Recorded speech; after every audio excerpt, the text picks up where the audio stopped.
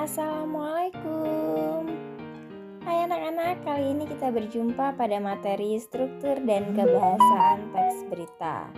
Masih bersama Ibu Yunita Handiawati. Tapi sebelumnya, kalian jangan lupa untuk subscribe, like, dan klik lonceng di bawah ini untuk mengaktifkan pemberitahuan jika Ibu akan memberikan materi selanjutnya. Tetap di YouTube channel. Materi pertama di pertemuan ini berkaitan dengan struktur teks berita. Nah, struktur ini adalah bagian penting dari sebuah teks ya. Untuk teks berita ini ada yang pertama judul.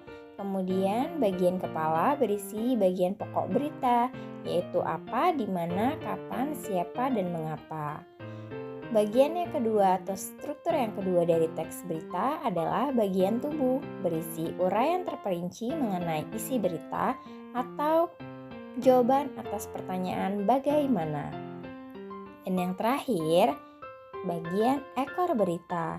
Bagian ekor berita ini berisi mengulang sebagian isi berita dan juga tambahan.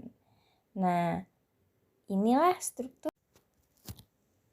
Anak-anak, berikut ditampilkan contoh sebuah berita yang berkaitan dengan COVID-19.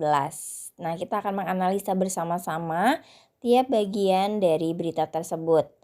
Nah, yang berwarna biru di paragraf pertama ini merupakan bagian dari kepala berita yang berisi jawaban atas pertanyaan apa, di mana, kapan, siapa, dan mengapa.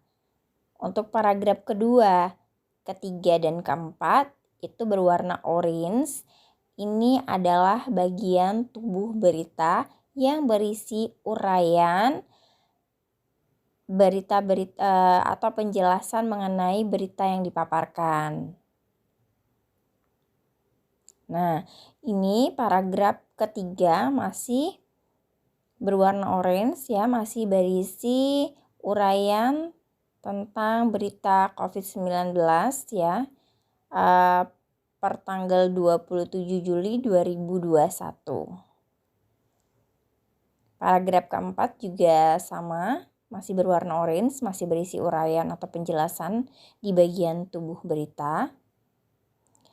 Nah, paragraf terakhir ini yang berwarna ungu adalah bagian ekor berita yang berisi pengulangan dan juga ada sedikit tambahan tentang berita yang diulas.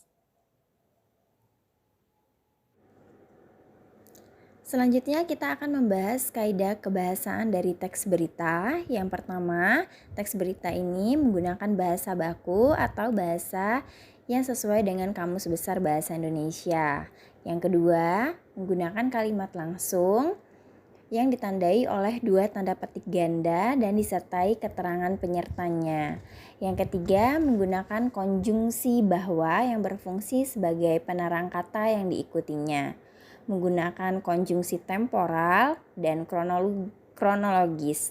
Konjungsi temporal ini disebut juga dengan penjumlahan, kronologis ini urutan waktu, contohnya sejak, setelah, awalnya, akhirnya, dan menggunakan keterangan waktu.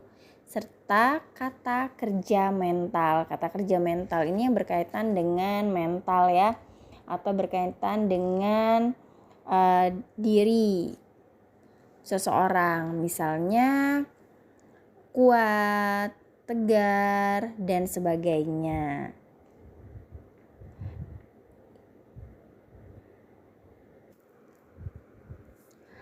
Oke anak-anak, demikianlah tadi materi kita yang berkaitan dengan struktur dan kebahasaan teks berita. Tetap jaga kesehatan kalian dan patuhi protokol kesehatan. Selamat belajar bahasa kembali, bahasamu cerminan karaktermu.